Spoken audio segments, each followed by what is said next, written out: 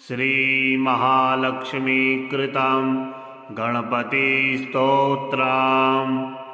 नमो महाधरायैव नानालीलाधराय ते सदाश्वानन्दशस्थाय भक्तिगम्याय वै नमः। अनन्ताननदेहाय ह्यनन्तविभवाय ते अनन्तहस्तपादाय सदानन्दाय वै नमः। चराचरमयायैव चराचरविवर्जिता योगशान्तिप्रदात्रे ते सदा योगीस्वरूपिणे अनादये गणेशाय आदिमध्यान्तस्वरूपिणे आदिमध्यान्तहीनाय विघ्नेशाय नमो नमः। सर्वातिपूज्यकायैव सर्वपूज्याय ते नमः। सर्वेषां कारणायैव ज्येष्ठराजाय ते नमः। विनायकाय सर्वेषां नायकाय विशेषतः दुण्डिराजाय हेरम्ब भक्तेशाय नमो नमः। सृष्टिकर्ते सृष्टिहर्ते पालकाय नमो नमः। त्रिभिर्हीनाय देवेश गुणेशाय नमो नमः। कर्मणां फलदात्रे च कर्मणां चालकाय ते कर्मादिहीनाय लंबोदर नमोऽस्तु ते। योगेशाय च योगिभ्यो योगदाय गजानना सदा शान्तिघनायैव ब्रह्मभूताय ते नमः।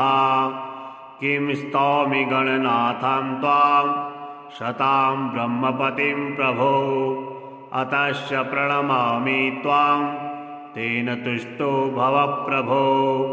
धन्याहं कृतकृत्याहं सफलो मे भवोद्भवात् धन्यो मे जनको नाथ यया दृष्टो गजाननः। एवं स्तुतवती सा तं भक्तियुक्तेन चेतसा शास्त्रयुक्ता बभूवाथ वाष्पकण्ठा युधिष्ठिरा। तामुवाच गणाधीशो वरं वृणु यथेप्सितं दास्यामि ते महालक्ष्मी भक्तिभावेन तोषितः। त्वया कृतं च मे स्तोत्रं भुक्तिमुक्तिप्रदं भवेत्। पठतां शृणुतां देवी नानाकार्यकरं तथा धनधान्यादिसम्भूतां सुखं विन्दति मानवः। नमो महाधरायैव नानालीलाधराय ते सदाश्वानन्दशस्थाय भक्तिगम्याय वै नमः। अनन्ताननदेहाय ह्यनन्तविभवाय ते अनन्तहस्तपादाय सदानन्दाय वै नमः। चराचरमयायैव चराचरविवर्जिता योगशान्तिप्रदात्रे ते सदा योगीस्वरूपिणे अनादये गणेशाय आदिमध्यान्तस्वरूपिणे आदिमध्यान्तहीनाय विघ्नेशाय नमो नमः। सर्वातिपूज्यकायैव सर्वपूज्याय ते नमः। सर्वेषां कारणायैव ज्येष्ठराजाय ते नमः। विनायकाय सर्वेषां नायकाय विशेषतः दुण्डिराजाय हेरम्ब भक्तेशाय नमो नमः। सृष्टिकर्ते सृष्टिहर्ते पालकाय नमो नमः। त्रिभिर्हीनाय देवेश गुणेशाय नमो नमः। कर्मणां फलदात्रे च कर्मणां चालकाय ते कर्मादिहीनाय लंबोदर नमोऽस्तु ते। योगेशाय च योगिभ्यो योगदाय गजानना सदा शान्तिघनायैव ब्रह्मभूताय ते नमः। किं स्तौमि गणनाथं त्वां शतां ब्रह्मपतिं प्रभो अतश्च प्रणमामि त्वां तेन तुष्टो भव प्रभो। धन्याहं कृतकृत्याहं सफलो मे भवोद्भवात् धन्यो मे जनको नाथ यया दृष्टो गजाननः। एवं स्तुतवती सा तं भक्तियुक्तेन चेतसा शास्त्रयुक्ता बभूवाथ वाष्पकण्ठा युधिष्ठिरा। तामुवाच गणाधीशो वरं वृणु यथेप्सितं दास्यामि ते महालक्ष्मी भक्तिभावेन तोषितः। त्वया कृतं च मे स्तोत्रं भुक्तिमुक्तिप्रदं भवेत्।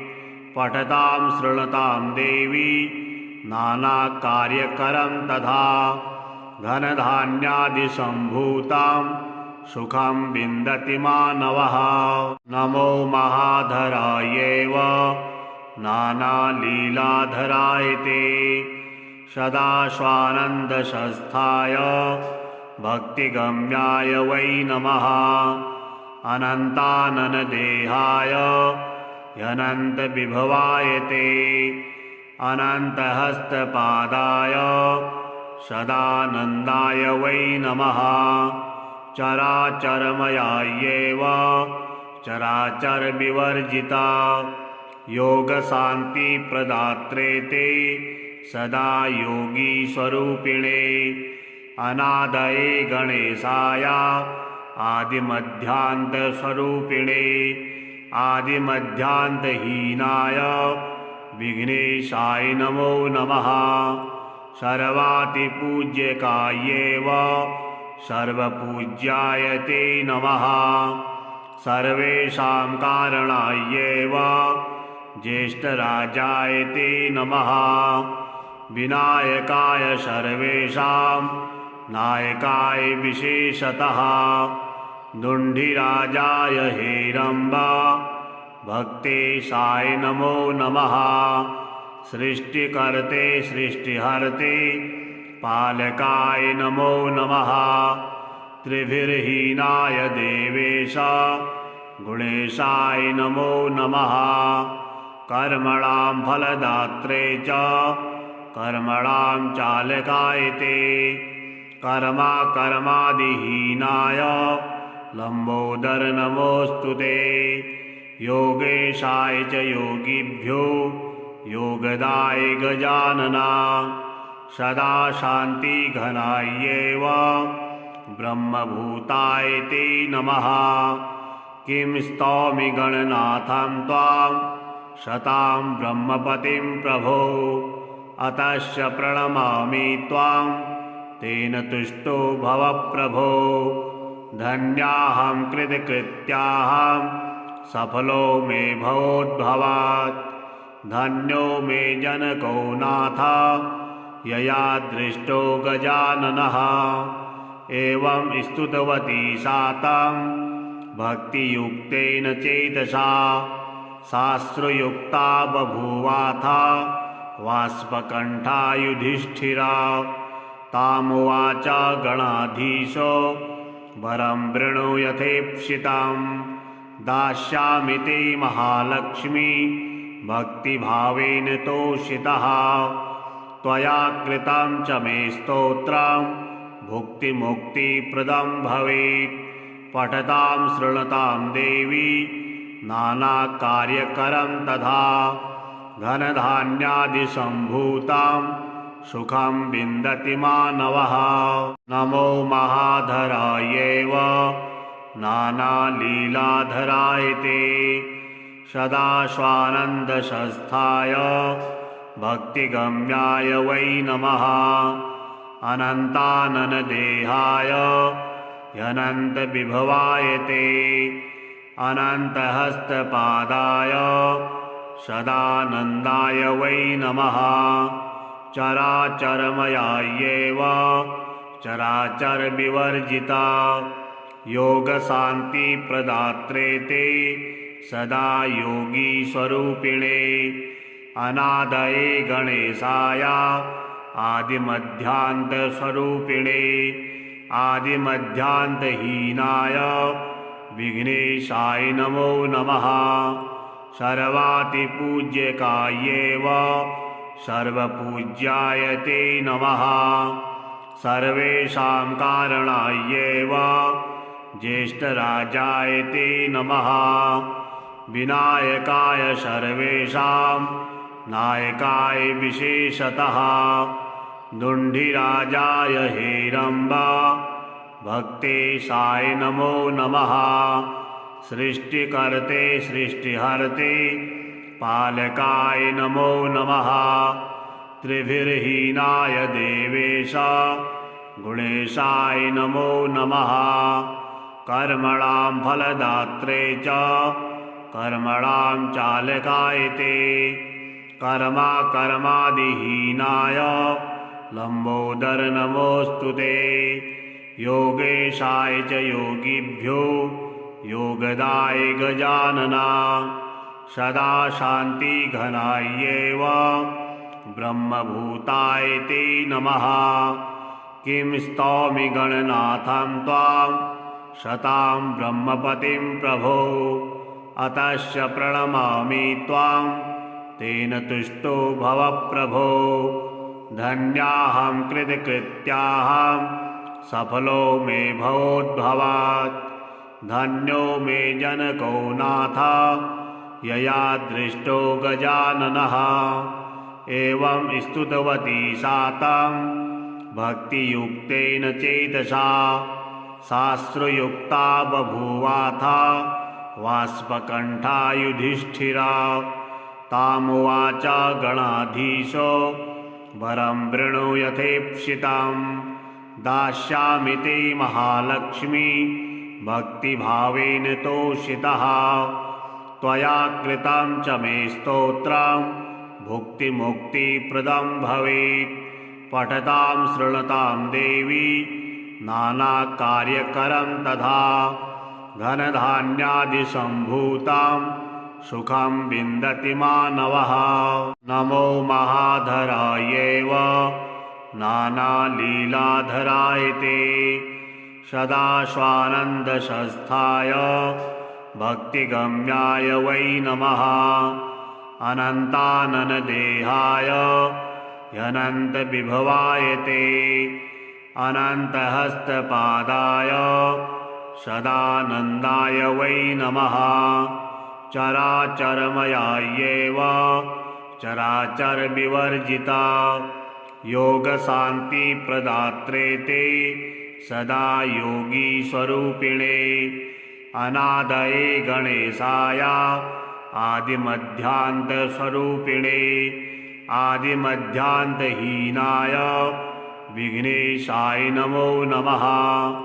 सर्वातिपूज्यकायैव सर्वपूज्याय ते नमः। सर्वेषां कारणायैव ज्येष्ठराजाय ते नमः। विनायकाय सर्वेषां नायकाय विशेषतः दुण्डिराजाय हेरम्ब भक्तेशाय नमो नमः।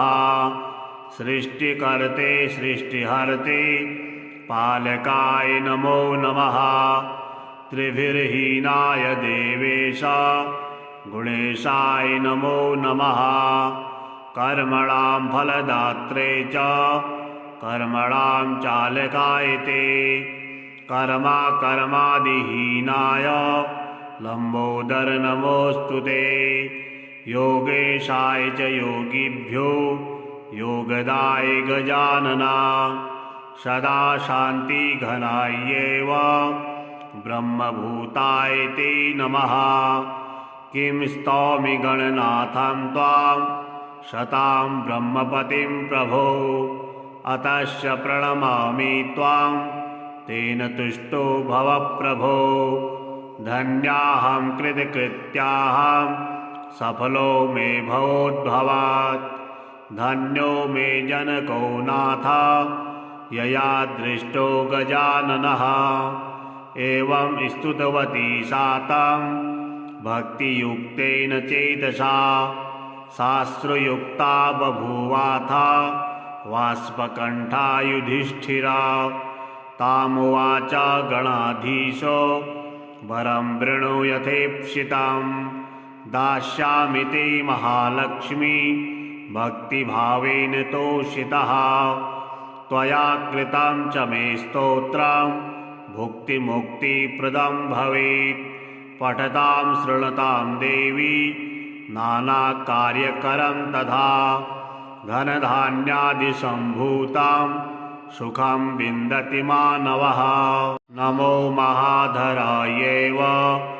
नानालीलाधराय ते सदा स्वानन्दशस्थाय भक्तिगम्याय वै नमः अनन्ताननदेहाय ह्यनन्तविभवाय ते अनन्तहस्तपादाय सदानन्दाय वै नमः चराचरमयायैव चराचरविवर्जिता योगशान्तिप्रदात्रे ते सदा योगीस्वरूपिणे अनादये गणेशाय आदिमध्यान्तस्वरूपिणे आदिमध्यान्तहीनाय विघ्नेशाय नमो नमः सर्वातिपूज्यकायैव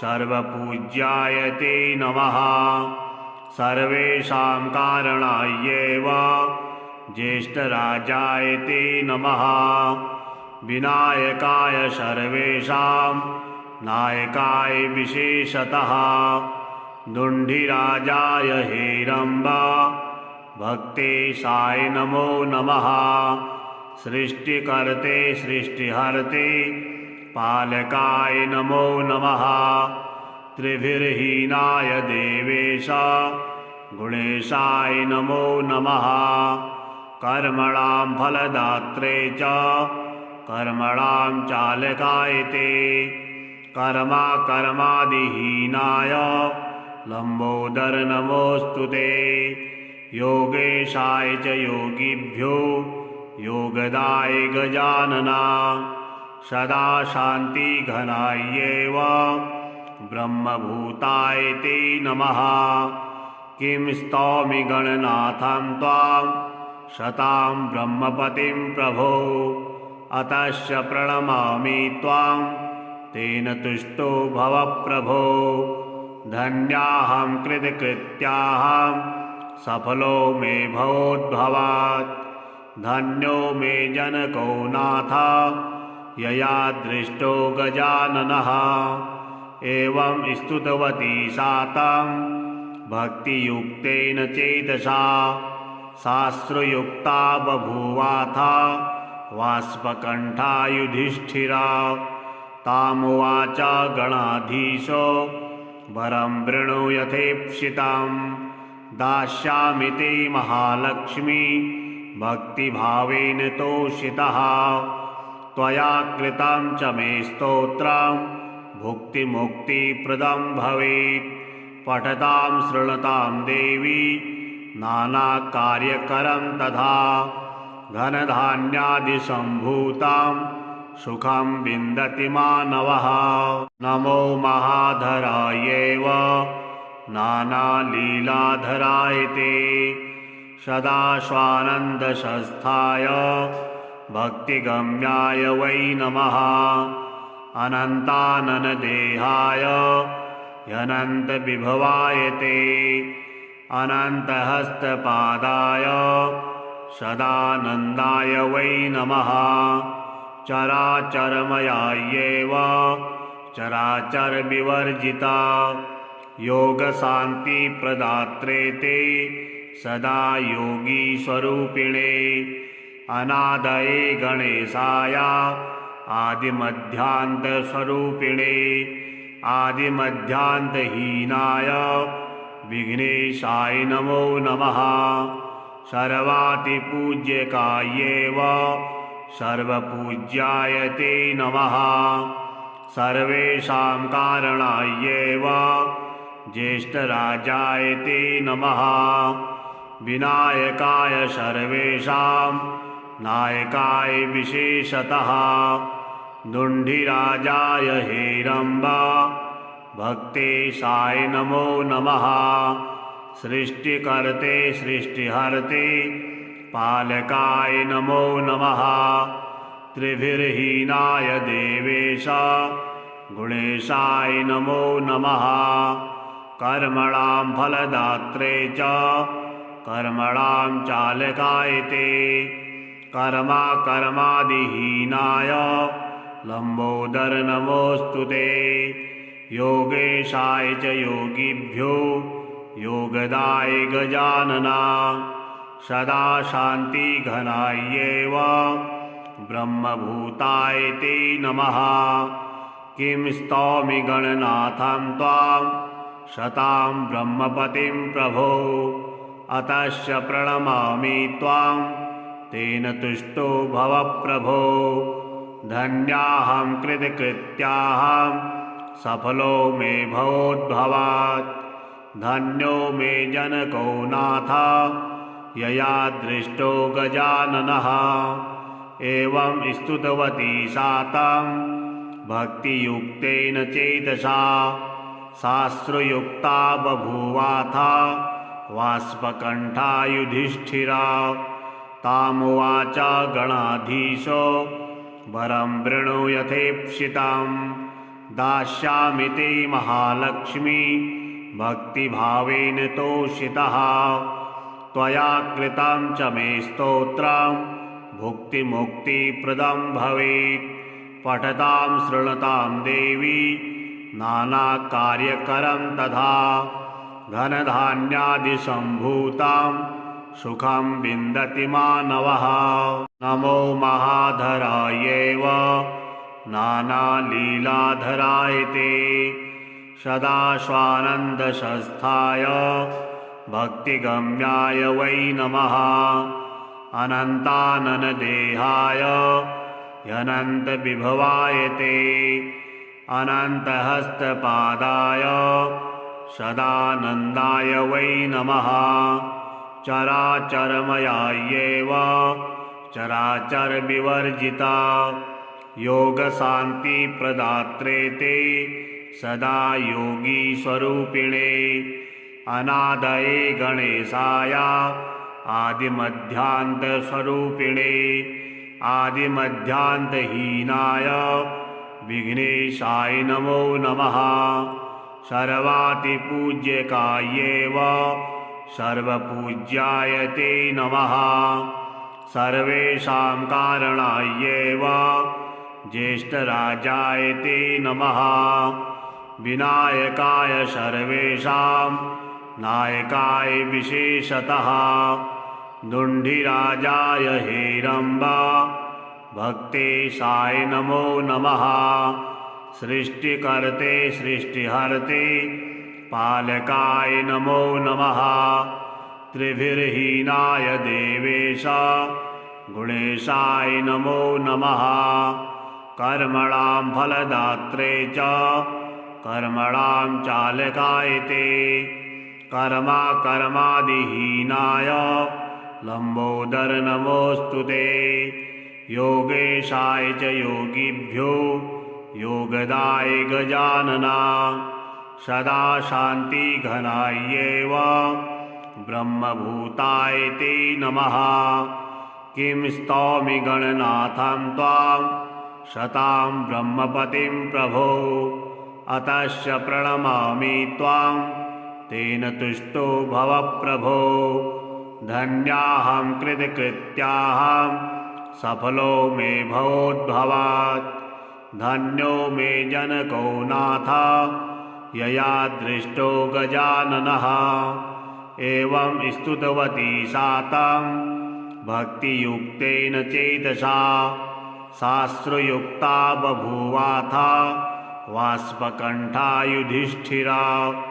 तामुवाच गणाधीशो वरं वृणु यथेप्सितं दास्यामि ते महालक्ष्मी भक्तिभावेन तोषितः त्वया कृतं च मे स्तोत्रं भुक्तिमुक्तिप्रदं भवेत् पठतां शृणुतां देवी नानाकार्यकरं तथा धनधान्यादिसम्भूतां सुखं विन्दति मानवः नमो महाधरायैव नानालीलाधराय ते सदा स्वानन्दशस्थाय भक्तिगम्याय वै नमः अनन्ताननदेहाय ह्यनन्तविभवाय ते अनन्तहस्तपादाय सदानन्दाय वै नमः चराचरमयायैव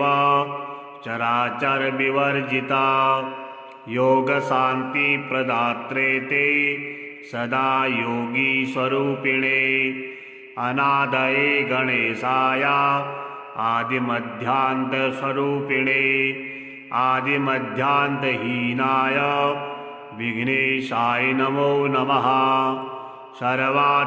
सर्वातिपूज्यकायैव सर्वपूज्याय ते नमः सर्वेषां कारणायैव ज्येष्ठराजाय ते नमः विनायकाय सर्वेषां नायकाय विशेषतः दुण्डिराजाय हेरम्ब भक्तेशाय नमो नमः सृष्टिकर्ते सृष्टिहर्ते पालकाय नमो नमः त्रिभिर्हीनाय देवेश गुणेशाय नमो नमः कर्मणां फलदात्रे च कर्मणां चालकाय ते कर्मादिहीनाय लम्बोदर नमोऽस्तु ते योगेशाय च योगिभ्यो योगदाय गजानना सदा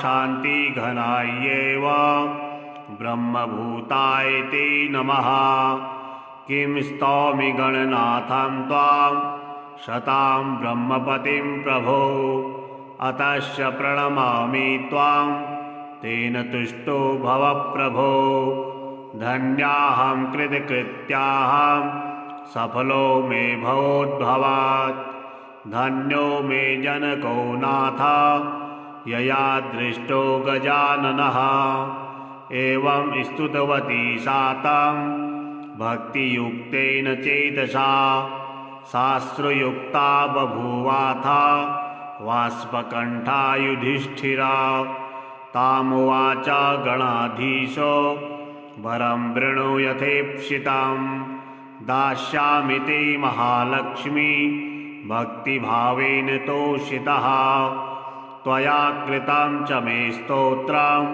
भुक्तिमुक्तिप्रदं भवेत् पठतां शृणुतां देवी नानाकार्यकरं तथा धनधान्यादिसम्भूतां सुखं विन्दति मानवः नमो महाधरायैव नानालीलाधराय ते सदा स्वानन्दशस्थाय भक्तिगम्याय वै नमः अनन्ताननदेहाय ह्यनन्तविभवाय ते अनन्तहस्तपादाय सदानन्दाय वै नमः चराचरमयायैव चराचरविवर्जिता योगशान्तिप्रदात्रे ते सदा योगीस्वरूपिणे अनादये गणेशाय आदिमध्यान्तस्वरूपिणे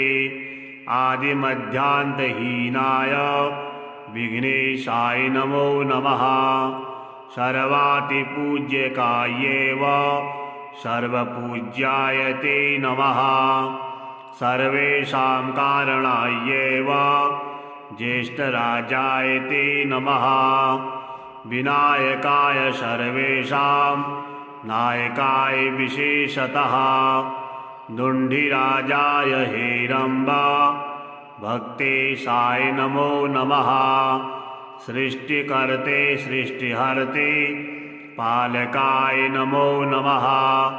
त्रिभिर्हीनाय देवेश गुणेशाय नमो नमः।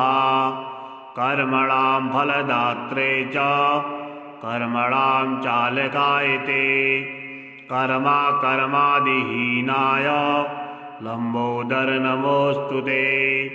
योगेशाय च योगिभ्यो योगदाय गजानना। सदा शान्तिघनायैव ब्रह्मभूताय ते नमः। किं स्तौमि गणनाथं त्वां शतां ब्रह्मपतिं प्रभो। अतश्च प्रणमामि त्वां तेन तुष्टो भव प्रभो। धन्याहं कृतकृत्याहं सफलो मे भवोद्भवात्। धन्यो मे जनको नाथ यया दृष्टो गजाननः। एवं स्तुतवती सा तं भक्तियुक्तेन चेतसा।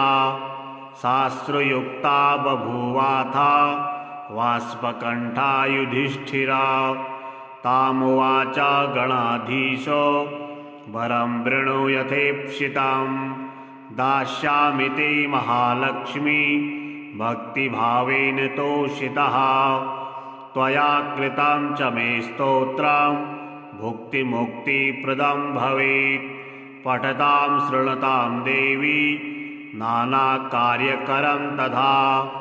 धनधान्यादिसम्भूतां सुखं विन्दति मानवः। नमो महाधरायैव नानालीलाधराय ते। सदा स्वानन्दसंस्थाय भक्तिगम्याय वै नमः। अनन्ताननदेहाय ह्यनन्तविभवाय ते।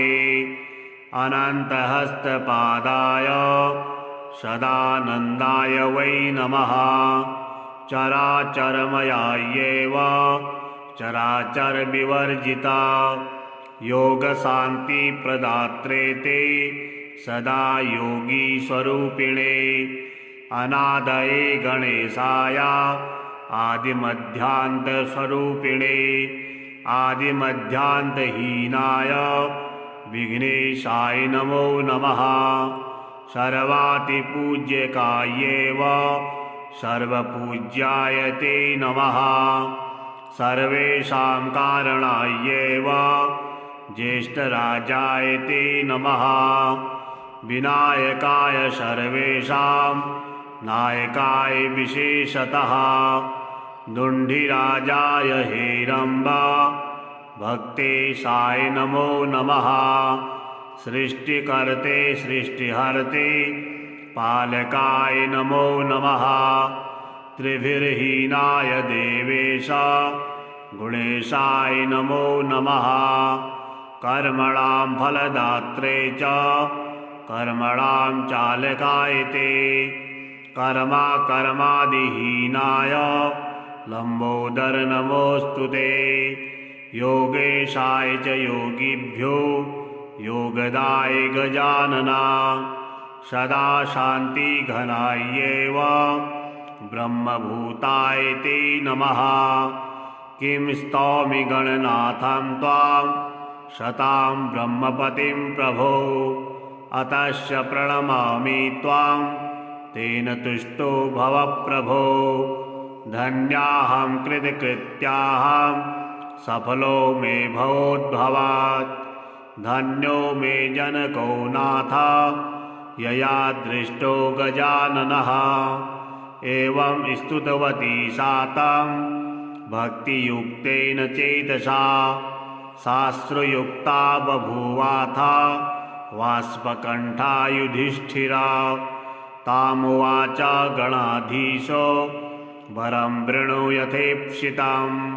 दास्यामि ते महालक्ष्मी भक्तिभावेन तोषितः। त्वया कृतं च मे स्तोत्रं भुक्तिमुक्तिप्रदं भवेत्। पठतां शृणुतां देवी नानाकार्यकरं तथा। धनधान्यादिसम्भूतां सुखं विन्दति मानवः। नमो महाधरायैव नानालीलाधराय ते सदाश्वानन्दशस्थाय भक्तिगम्याय वै नमः अनन्ताननदेहाय ह्यनन्तविभवाय ते अनन्तहस्तपादाय सदानन्दाय वै नमः चराचरमयायैव चराचरविवर्जिता योगशान्तिप्रदात्रे ते सदा योगीस्वरूपिणे अनादये गणेशाय आदिमध्यान्तस्वरूपिणे आदिमध्यान्तहीनाय विघ्नेशाय नमो नमः सर्वातिपूज्यकायैव सर्वपूज्याय ते नमः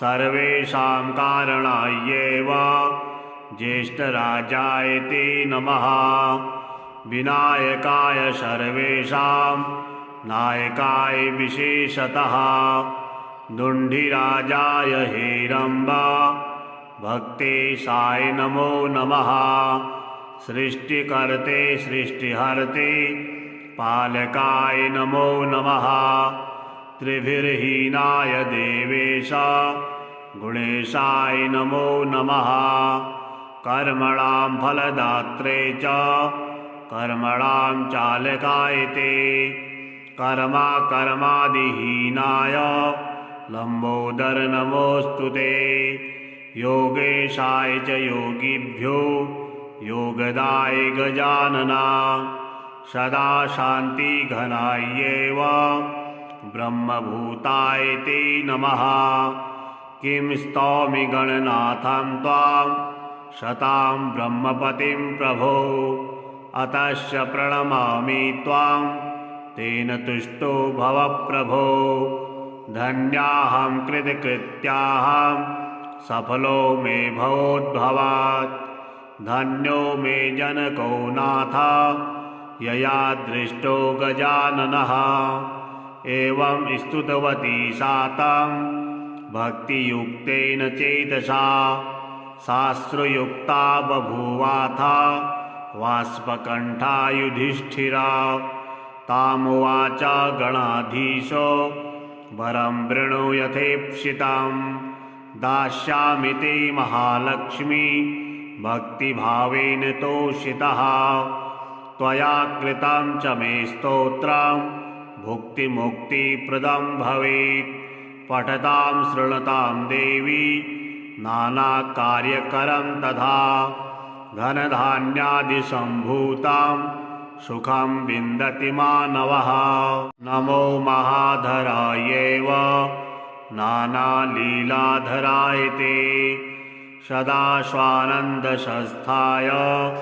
भक्तिगम्याय वै नमः अनन्ताननदेहाय ह्यनन्तविभवाय ते अनन्तहस्तपादाय सदानन्दाय वै नमः चराचरमयायैव चराचरविवर्जिता योगशान्तिप्रदात्रे ते सदा योगीस्वरूपिणे अनादये गणेशाय आदिमध्यान्तस्वरूपिणे आदिमध्यान्तहीनाय विघ्नेशाय नमो नमः सर्वातिपूज्यकायैव सर्वपूज्याय ते नमः सर्वेषां कारणायैव ज्येष्ठराजाय ते नमः विनायकाय सर्वेषां नायकाय विशेषतः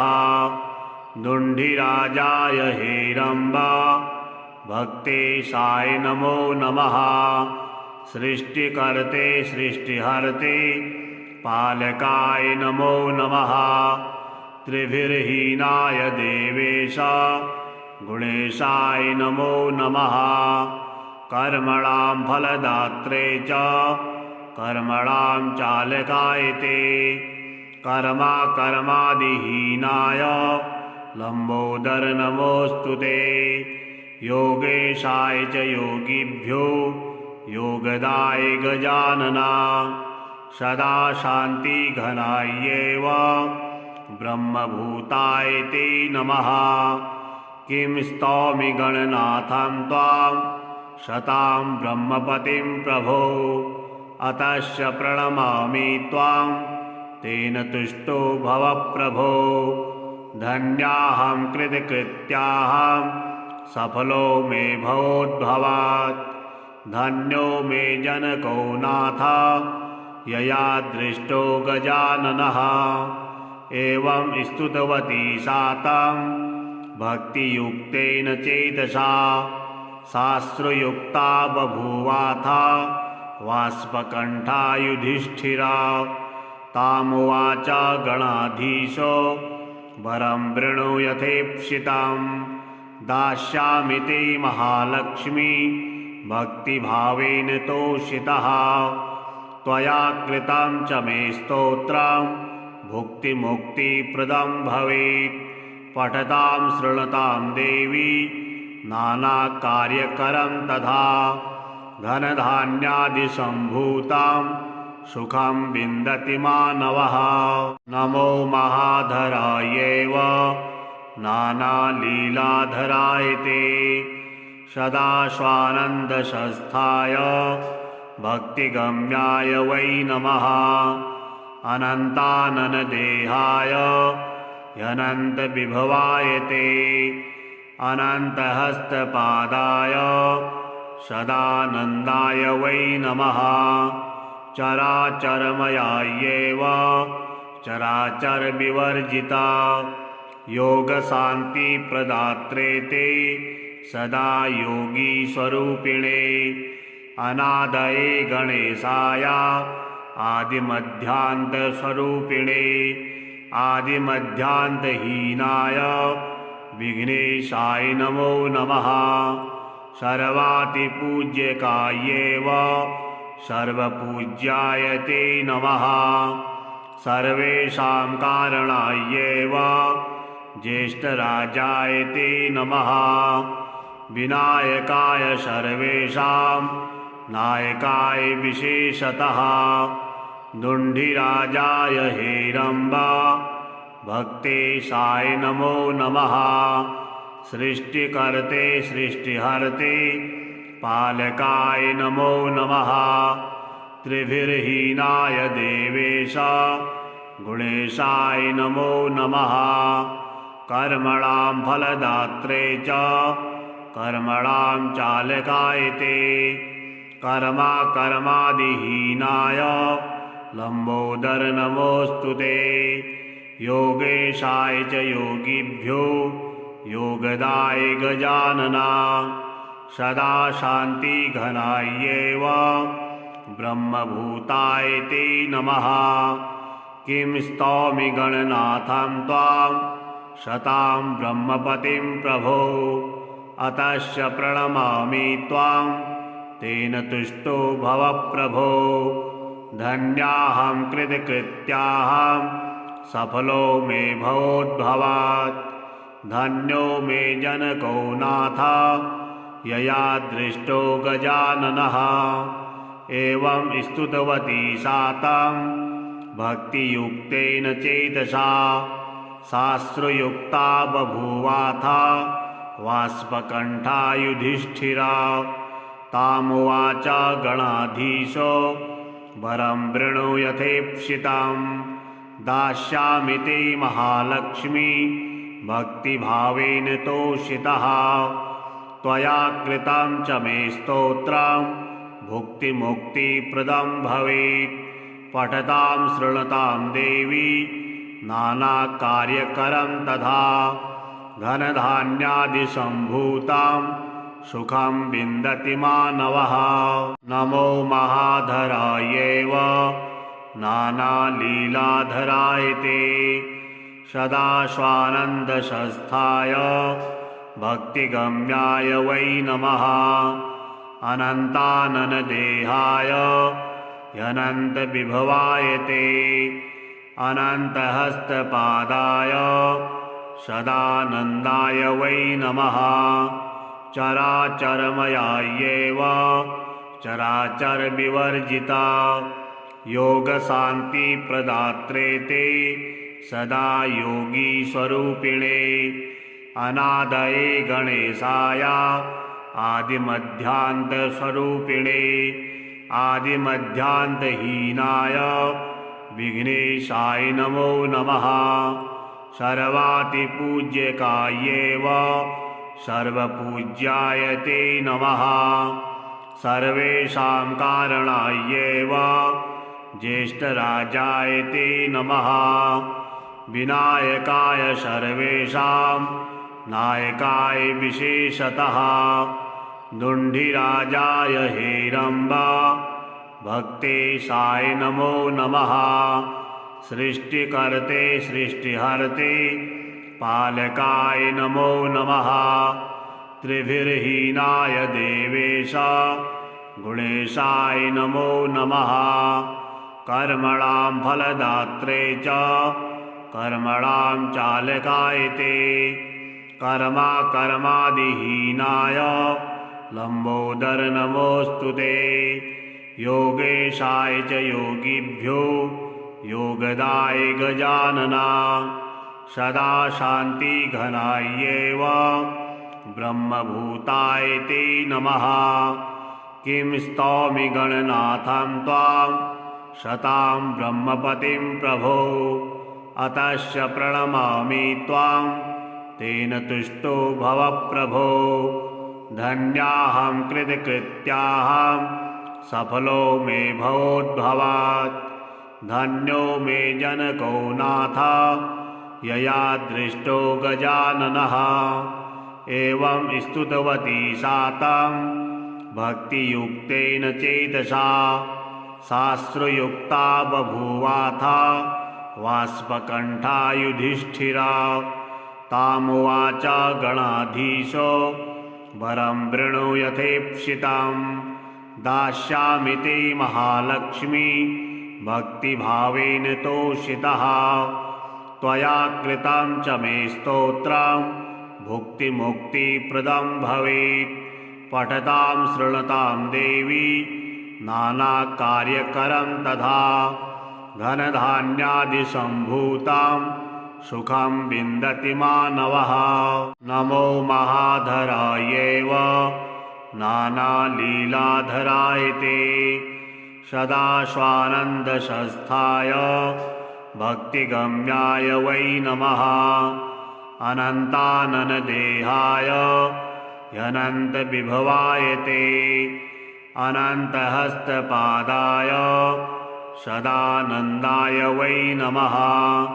चराचरमयायैव चराचरविवर्जिता योगशान्तिप्रदात्रे ते सदा योगीस्वरूपिणे अनादये गणेशाय आदिमध्यान्तस्वरूपिणे आदिमध्यान्तहीनाय विघ्नेशाय नमो नमः।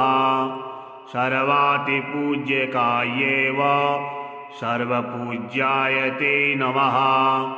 सर्वेषां कारणायैव ज्येष्ठराजाय ते नमः।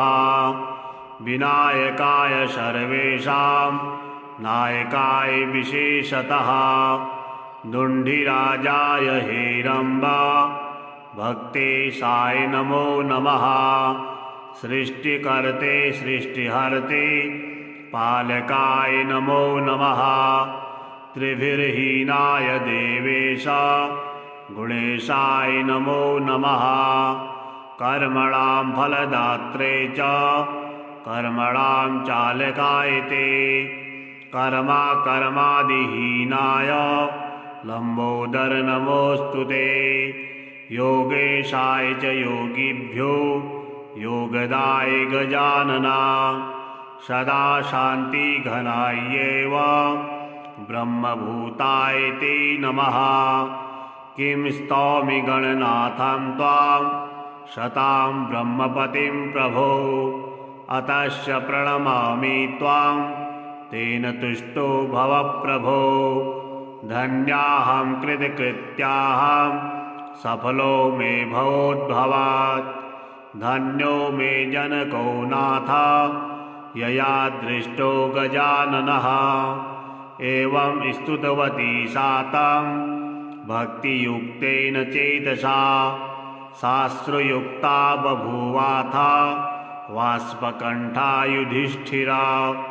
तामुवाच गणाधीशो वरं वृणु यथेप्सितं दास्यामि ते महालक्ष्मी भक्तिभावेन तोषितः। त्वया कृतं च मे स्तोत्रं भुक्तिमुक्तिप्रदं भवेत्। पठतां शृणुतां देवी नानाकार्यकरं तथा धनधान्यादिसम्भूतं सुखं विन्दति मानवः।